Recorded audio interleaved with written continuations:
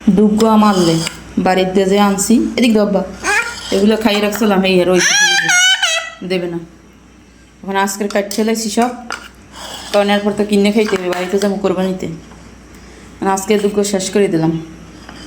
আমার ছেলে উঠে দিতে খাবা একটু মা খাই দাও, এটা মা খাইলই, এটা মা খাই দাও, চামচটা দাও। দেবা না? দেবে না, হে হি মা খাইতে পারে। শহরের মানুষ কি করে, খাওয়া দাওয়া কইরা যার ভাবে সে তার রুমে পড়ে থাকে, কাজ থাকলে করে, না থাকলে নাই।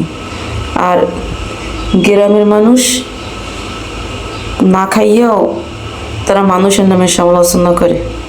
3 বেলার জায়গায় 1 বেলা খাইবে, তারপরও সমালোচনা ছাড়বে না। আসসালামু আলাইকুম এভরিওয়ান, সবাই কেমন আছেন? ছোট্ট একটা ভিডিও নিয়ে আসলাম রান্না করার জন্য। আজকে কি তরকারি রান্না করছি, শাকগুলো বাড়ি থেকে নিয়েছিলাম, কাটতে রাখছি ফ্রিজে, রান্না হয় নাই। আজকে আসছি রান্না করতে।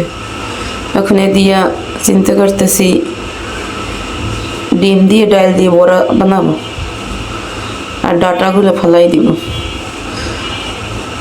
কাটছি, এই যে শাক কুচাই নিছি, আর ওর বেগুনি বানাবো ছেলের জন্য, এই জন্য ওর বেগুন কাটতে নিলাম, কাঁকরোল, আলু।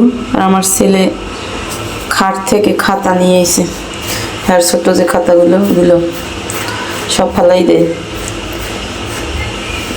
ছেলের জন্য আবার আলু কুচাইছি, চিপস বানাইছি, চিপস খাই, আর মাছ রান্না করব।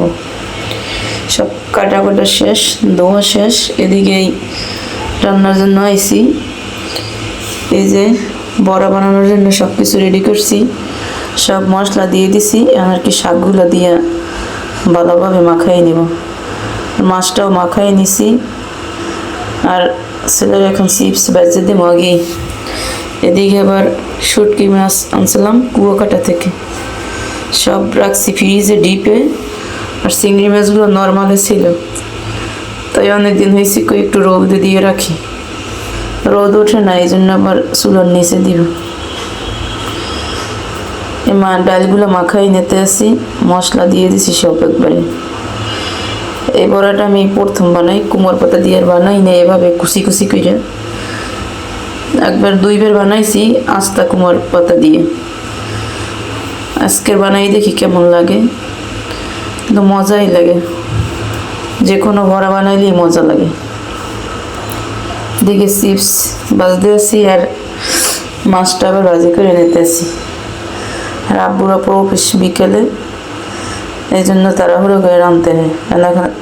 এখন আবার গ্যাসের সমস্যা হয় না, গ্যাস থাকে, এই জন্য দুপুরেই রান্না করতে পারি, সকালবেলা রান্না করতে হয় না।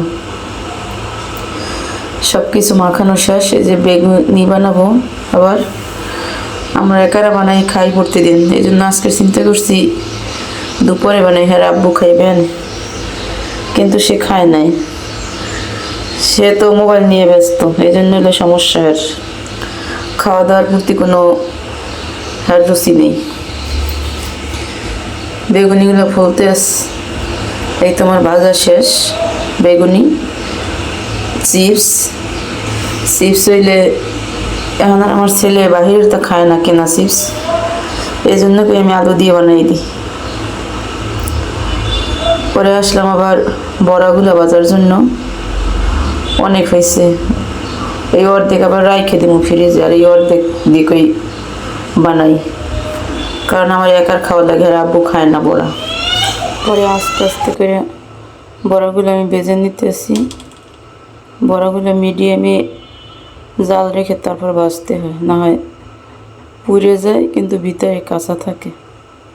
তাই আমি চুলার একবারে স্লো করে দিছি, এখন উল্টাইয়ে দিছি। আর ফেনা হয়েছে সরিষার তেল দিয়ে ভাজি, তো এই জন্য। এই তো আমার ভাজা শেষ। এদিকে আমার তরকারিটাও রান্না শেষ, এখন উঠাবো। বড়াগুলো আবার পাতিলের চারপাশে রেখে দিছি তেল ঝরার জন্য। তারপর সকালবেলা হ্যাঁ আব্বুর জন্য ভাত রান্না করে রাখছি, বাইরে রাখছি, আমি খাইছি আর হ্যার জন্য বাইরে রাখছি।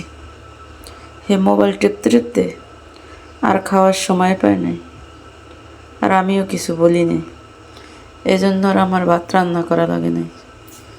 সকালে রান্না ছিল ওইগুলোই, কারণ ওই যে খায় না এসে, এই জন্য রয়ে গেছে। পরে এখন আমি উঠাই এনে টেবিলের উপরে রাখছি, অফিসে যাওয়ার সময় খাইয়ে যাইবে।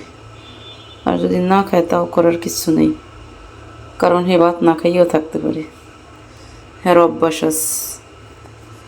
এই তো ছিল খাওয়া দাওয়া। তারপর আমরা বিকেলে কি করব, এই বিকেলবেলা আমরা ব্যালকনিতে বসে খাইতে আইছি। ঘুমে ঘুমে উঠছে এখন আসছে ব্যালকনিতে, অনেক সুন্দর আবহাওয়া, বাতাস আছে। খাও।